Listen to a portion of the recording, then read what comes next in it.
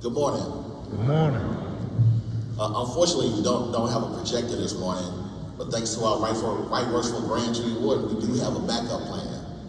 So if you go to our Grand Lodge website, mwphglga.org, scroll halfway down through the page, you will see 2025 history presentation.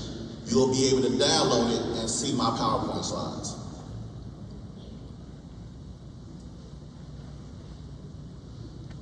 All right, so we're going to get started. My name is Brother Dave Gillarm. I'm a member of Mount Pisgah on 53 in Columbus, Georgia, where Dwight Gaston serves as our worship master. And I also had the pleasure of serving as your worship grand historian. Presentation today, I'm going to cover the origins of Prince Hall Masonry in the state of Georgia. During this weekend, we celebrate Prince Hall and his legacy and everything that he meant to us.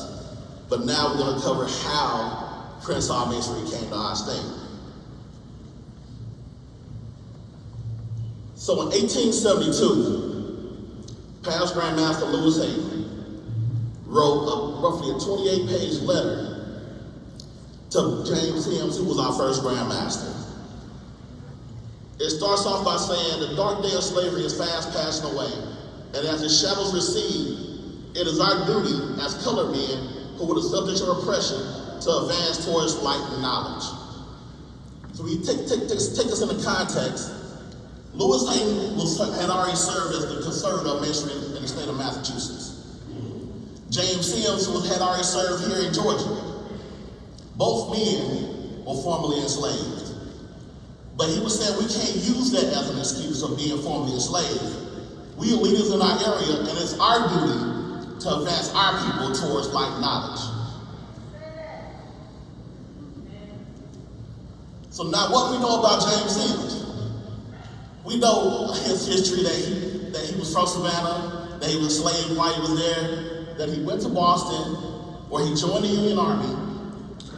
He got ordained as a minister and became a Mason, and came back to the state of Georgia as a District Grand Master for the states of Florida, Georgia, and Alabama. But why did he go to Boston in the first place? So that's what we're about to get into. But to understand why he went to Boston in the first place, you got to understand a story about a man named Shadrach Minkins. Shadrach Minkins was an escaped slave from a former slave who escaped from slavery around 1850. He went to Boston, where he became a waiter. But in 1850, something important had just happened in this country. Congress had just passed the Fugitive Slave Act. The Fugitive Slave Act required that if slaves had escaped from slavery and they were caught, they had to be returned back to their owners. And if the commissioners found that the individual was proven to be slave, they would receive $10, or roughly $300 in today's money. And if you were caught aiding or abetting any fugitive, you were subject to 6 months imprisonment and up to $1,000 fine. And this was the law. So Shadrach Minkins was arrested February 15, 1851, and taken to the nearby courthouse.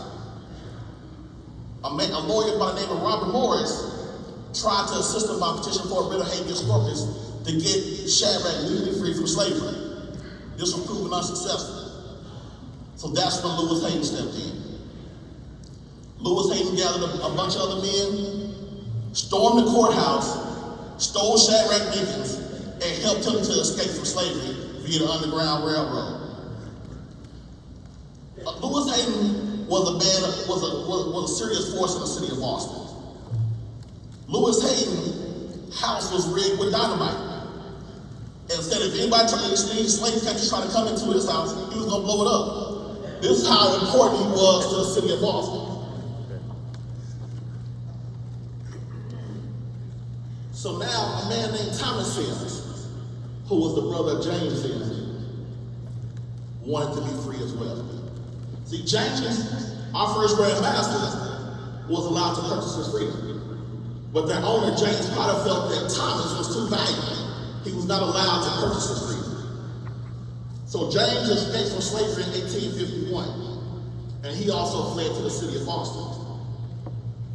When his owner, James Potter, found out where he was, he told the officials that they had to enact the Fugitive Slave Act.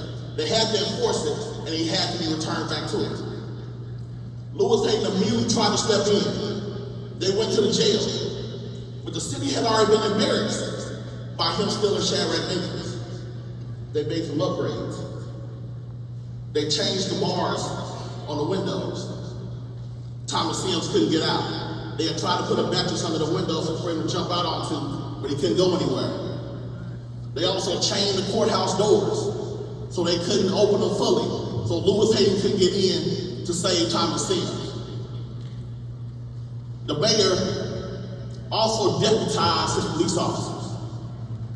When Thomas Sims was being returned back to slavery, he had 300 armed guards escort him to the court, where another 250 armed guards were waiting. 550 men to protect Thomas Sims from Lewis Hayden taking him and helping to escape from slavery. That's how powerful Lewis Hayden was in the city of Boston. Thomas Sims, he returned to Savannah, where he's whipped publicly, the same as his brother. And then he's sold to Vicksburg, Mississippi, where he escapes from slavery again. He meets the Union Army. He tells them about the forces in Vicksburg. The Union is allowed. The Union comes in. They take over the city of Vicksburg, and they go back on to. Thomas Sims is allowed to proceed on back to Boston. So now that Thomas Sims' story was in all the newspapers, and we know that his brother had read those newspapers. So James Sims didn't just go to Boston to escape from slavery. He went to go be reunited with his brother. And when he was ordered to help organize Masonry in the state of Georgia by establishing the Eureka Lodge, the Grand Master at the time was a man named Lewis Hayden. The Deputy Grand Master was Robert Morris, the same attorney that was trying to legally free slaves. But while Eureka and the Hilton were being established in Savannah, we had another lodge being established in the city of Augusta. One of their members was a man named Robert T. Kent. Robert T. Kent would go on to become our first Grand Chaplain. Robert Kent was a Maiden Mason in Pennsylvania and was already in the city of Augusta long before the Civil War. The thing is, nobody knew he was black. The community didn't find out that he was black until a Freedmen's Bureau meeting in 1866. When he came in and people were shocked, like, hold up, you've been walking around this whole time and we thought that you were white. And there were several other members of Banneker that were in the exact same position.